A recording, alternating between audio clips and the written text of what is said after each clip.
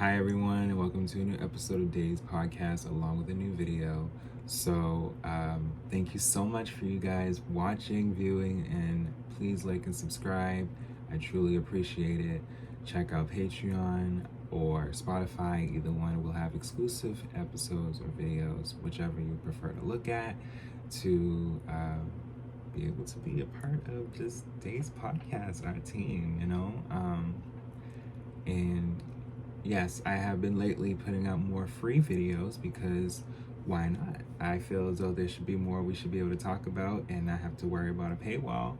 But, however, I want to do more Patreons, which I am working on. I'm considering on doing multiple at a time, just so that way you guys know, okay, like he's serious. He is not playing with us. Like, yes, I am going to be putting out these videos very soon.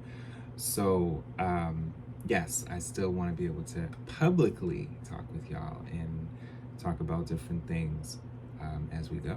So today we are going to talk about a new artist. As opposed to talking about a lot of women, I only talked about, I believe, one male, which is Michael Jackson. So I believe we need to talk about more men. All right, so our first artist that we are going to talk about, that we are now going into more male artists here, is Donell Jones. As I am, and as he is, we are Geminis. There are a lot of things that I've noticed recently, and even growing up, with music that comes from a Gemini. Y'all may say that some of us have, a couple hits and that's it, but those hits are still hitting. Like when you think of Lauryn Hill, Lenny Kravitz, Stevie Nicks is never going anywhere, okay? When you think of just Tupac and Biggie are Geminis, okay? Here or not. Kendrick Lamar is a Gemini. And they are not like us. What I wanted to do is make sure that, as I've talked about signs and artists, I can talk about their personalities as well. Before I even dive into Donell Jones's album, Where I Want to Be, because that's what we're going to talk about, let's talk about a couple of the artists and their personalities that I've already talked about. Alia, Capricorn, so very much, what we doing, she's a hard worker, always will be, very much missed. Beyonce and Michael Jackson are like our Virgos. Just as much as the earth sign with a Capricorn, they are earth signs as well, so they are just as much. They internalize as earth signs in different ways with outcomes that are just as broad. Of course, they will all say, mine's the best, but that's just their nature. They work so hard. And then Taurus, which is Janet, same thing, earth sign as well, work so hard. As far as, who else did I have spoken on? Rihanna's a Pisces. Pisces, they can be able to really give their emotions in various ways, as we've seen in various albums from her. As far as, I'm trying to just think of any other artists I've spoken on so far. Because those were the Mariah Carey, Aries. So yes, Aries, they are very hardworking. They have a fiery sense too. Like I said with the Butterfly album, like she was not playing. Like she was like, bitch, I'm upset. I'm depressed. I need to move on. This divorce is happening. I got one more album with this. Okay. Like, she was ready. As far as any other, Brandy's an Aquarius. So Brandy, very coastal, there's things that get done, and she still perseveres, and it's just these artists, they go off. But let's get into the album, okay? Let's just talk.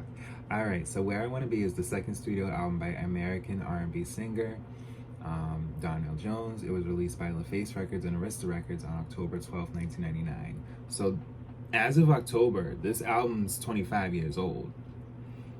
So I don't know what y'all waiting on. There may be some more tracks, like a bonus to the 25th anniversary. You never know, but stream, listen to this album. It's good. Yeah, in the United States, the follow-up to this album, to his debut album, My Heart, which was released in 1996. Now, I will talk about My Heart too. I feel like I said with Aaliyah in '96, there was so many releases, just like now, like there's just all these people just coming out of nowhere, like album, single, album, video, album. It's like, what? Okay, but I digress. It became his most successful album to date, having gone platinum and produced 3 singles, including the worldwide hit You Know What's Up, Donell's biggest hit single to date, peaking inside the top 10 in the Billboard Hot 100 and at number 2 on the UK singles chart. The album also includes the UK hit Shorty Got Her Eyes on Me. Now, I didn't even know the UK loved that, because here I'm thinking we loving it too, and it's not a single here. So wait a minute. Tell them that you're riding with me. You bold Gemini, you.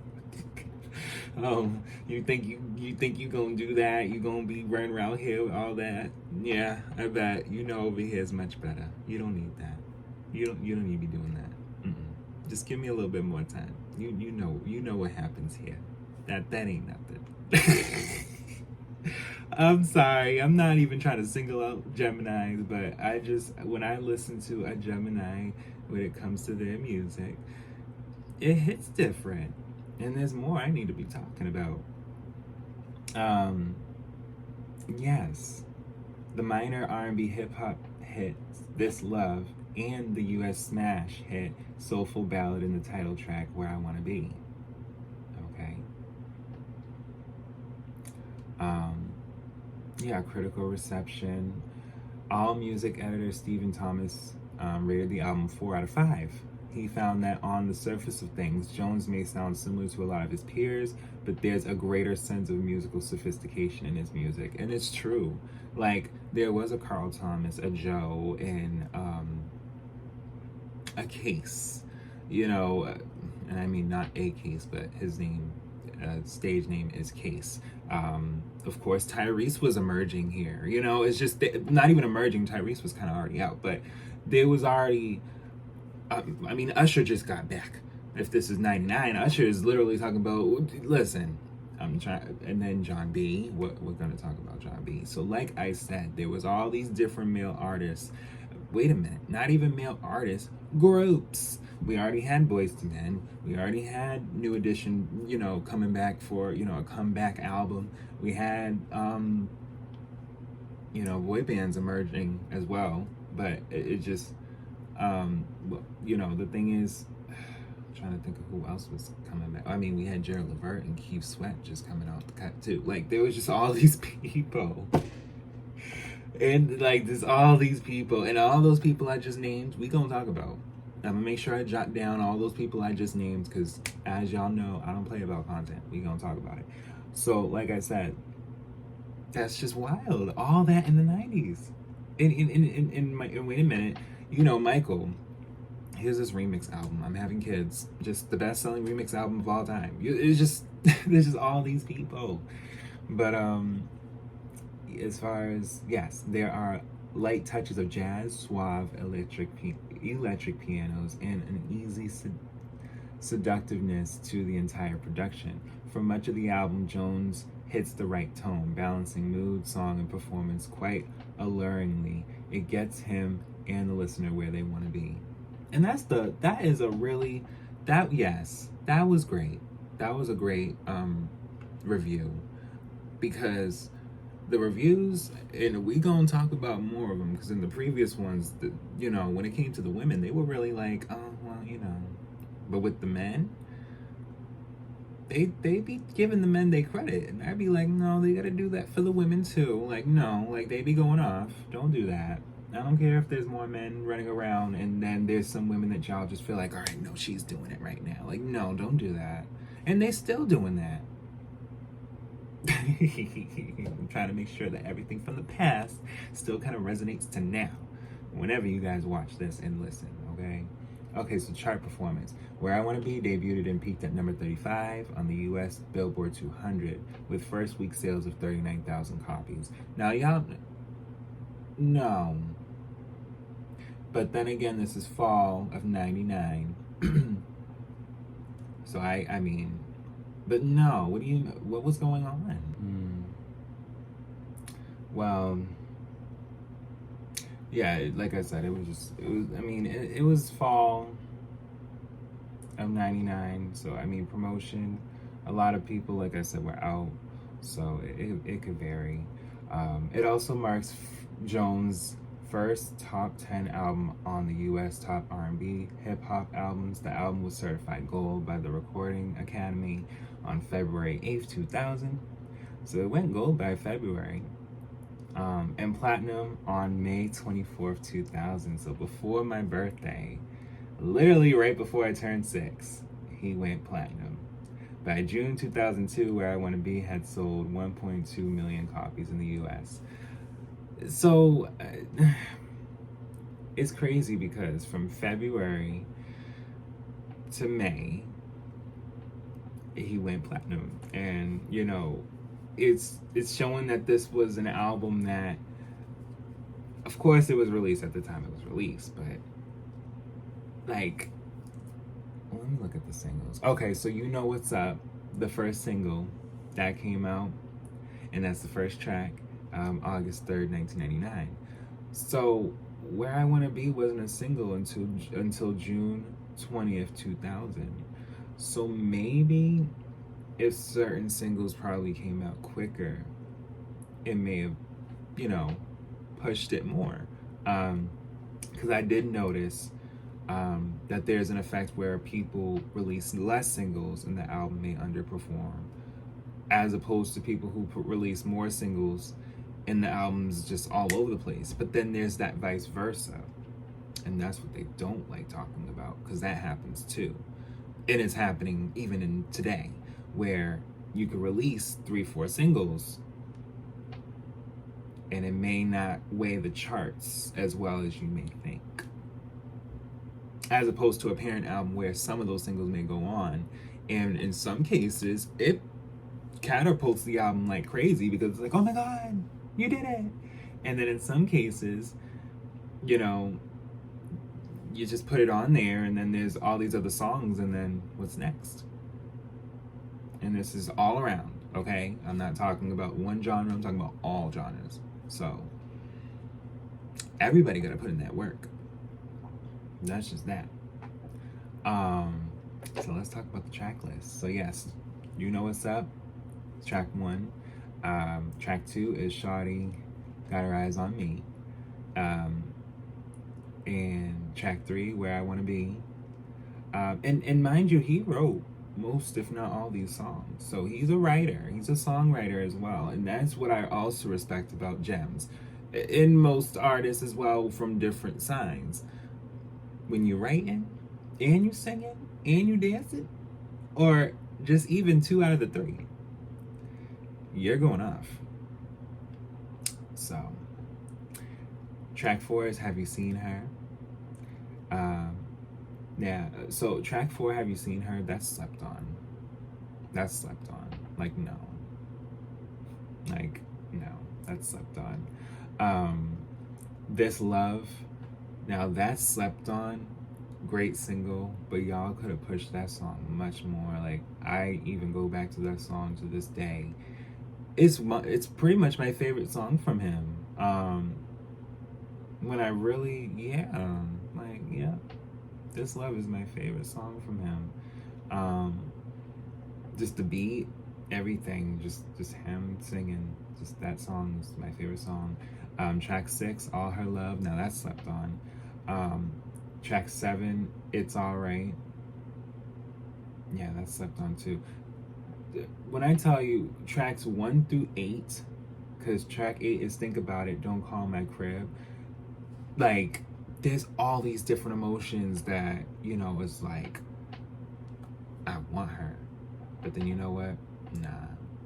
but then I love her, but then it's like, what you doing over there? You know what I mean? Like oh my God, just, and that was a formula from a lot of R&B singers. It's not just him, but everyone has a story and is giving a similar story in a different way. So it's just, it was intriguing then where, okay, yeah, we have all these R&B artists, but when one can stand out and one can stand out, and like, it just, it makes sense.